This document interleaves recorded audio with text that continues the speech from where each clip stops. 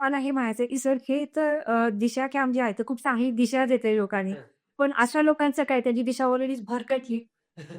खूप चांगला प्रश्न आहे आणि हे प्रश्न खूप वेळा खूप पालकांकडून आम्हाला आले, की खूप साऱ्या गोष्टींमध्ये प्रयत्न करून बसलो आणि हातात काय आलं, तर हातात अपयश आलं आणि त्याचं डिप्रेशन आहे, त्याचा ताणतणाव आहे. खरं तर मी तसं बाय प्रोफेशनली क्लिनिकल हिप्नोथेरपिस्ट आहे. संमोहन उपचार पद्धतीने आपण खूप साऱ्या मानसिक विकारांवरती, मानसिक आजारांवरती आपण ट्रीट करू शकतो. ते आजार बरे करू शकतो. त्यामुळं हिप्नोथेरपीची मदत घेऊन आपण अशा लोकांना पहिल्यांदा स्टेबल बनवू शकतो आणि त्यानंतर हे बघा एज इज जस्ट नंबर. माझे गुरु डॉक्टर विष्णू माने सर नेहमी म्हणतात, "एज इज जस्ट नंबर." वय हा फक्त आकडा आहे. तो फक्त अंक आहे.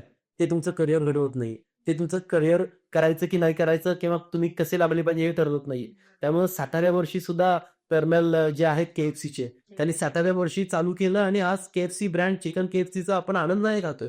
त्याचबरोबर शिवाजीराव गायकवाड नावाचा एक माणूस रजनीकांत नावाने फेमस होतो आणि आज देवाऱ्यात पूजा केली जाते त्यांची. कधी सुरुवात केली? मी तर मला तर वाटते 30-40शीतच त्यांनी सुरुवात केली ना?